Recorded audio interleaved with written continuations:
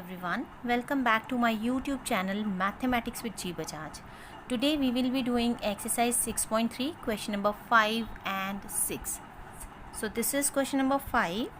In given figure, if PQ is perpendicular upon PS and PQ is parallel to SR, PQ is given to be parallel to SR and SQR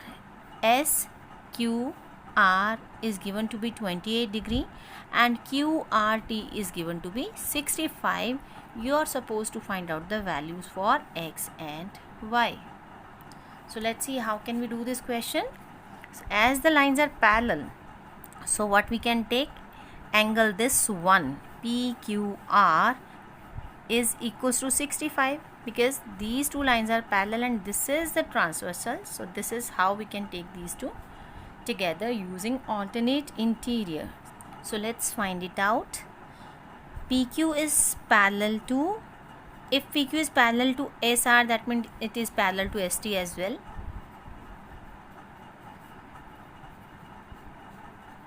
So now it means angle PQR, this one PQR and QRT, they are forming alternate interior angles.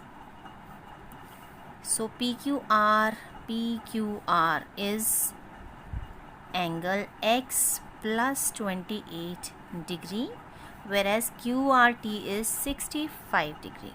So you can see X is equals to 37 degree. So one of the value we got, 65 minus 28 is 37. Now we are supposed to find out Y as well. So how can we find it out?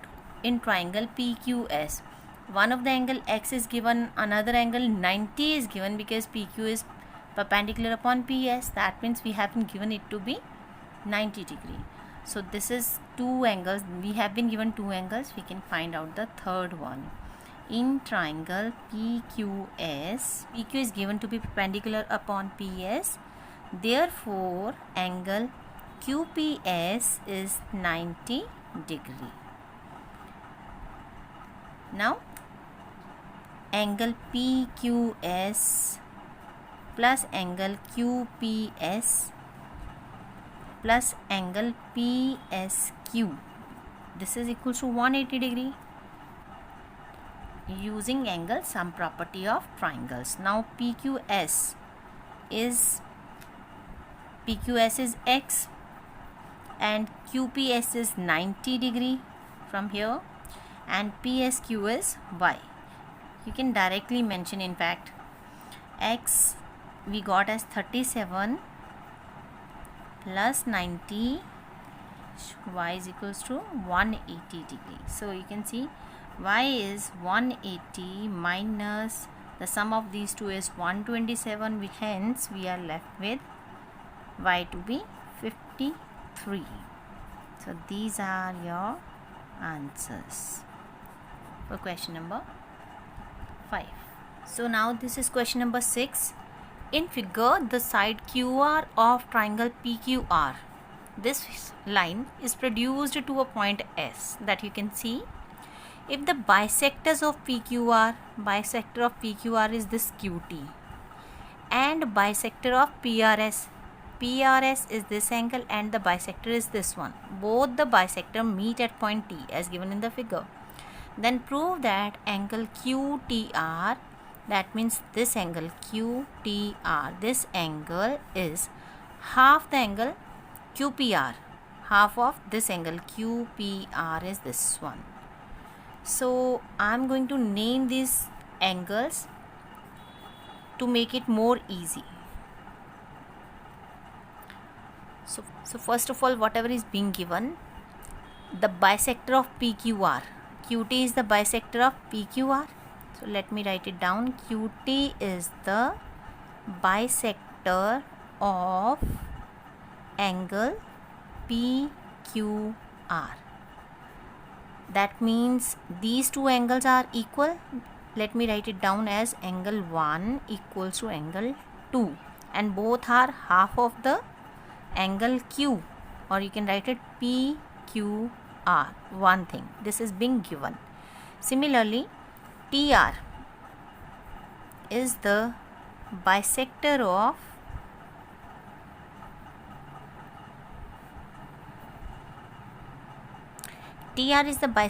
angle PRS. So that means here these two angles are equal and both are half of this full angle. Angle 3 is equal to angle 4 and both are half of angle PRS. This is already been given. Now whatever is to be proved, I am writing that thing. To prove angle QTR is half angle QPR. So how can we prove this? So first of all, we will say QTR as is to be proved. I am taking that triangle. In triangle QTR, see, we have to maintain the relation between these two angles and these two angles.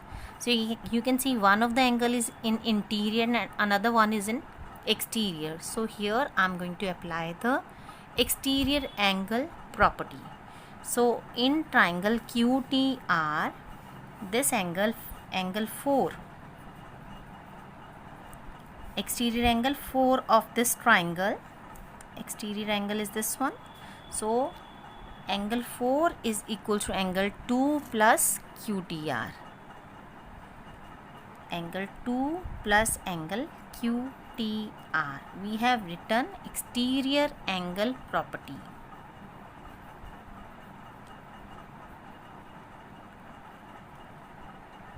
Now in triangle QPR, we are taking the triangles from to prove only. Here we have taken QTR, here we are taking QPR. Here also I am going to apply exterior angle property for QPR. This angle, the exterior angle is this much, PRS. So I am writing PRS is equals to, this is the exterior angle and these are the opposite interior angle. That means angle QPR plus angle PQR. Exterior angle, opposite angles. This is what I have written over here using exterior angle property. So now see, how can I make the same relation within these two? If I take the half of whole of the equation, because we don't need PRS, we need 4 here, because in this equation we have 4. So what I will be doing, I will be taking half of it, it will become 3 or 4, but I don't require 3, I require 4, because in my one of the equation 4 is there. So let's half all the equation, or you can say taking half on both sides.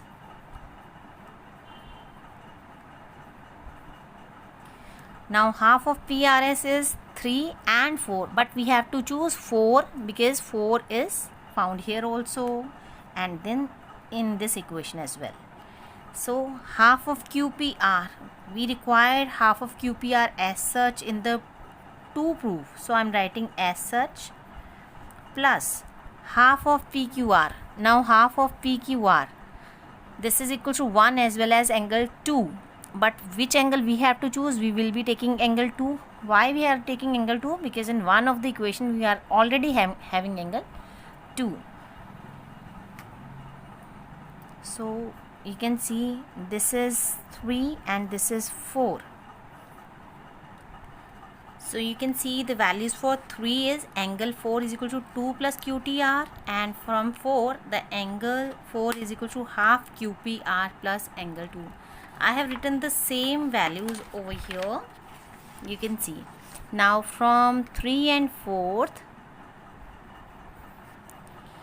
left sides are same, so it means right sides will be same. Angle 2 plus QTR will be equals to angle half of angle QPR plus angle 2. Now you can see this 2 gets cancelled. So now what we are left with, QTR is equals to half QPR. This is what we wanted to prove.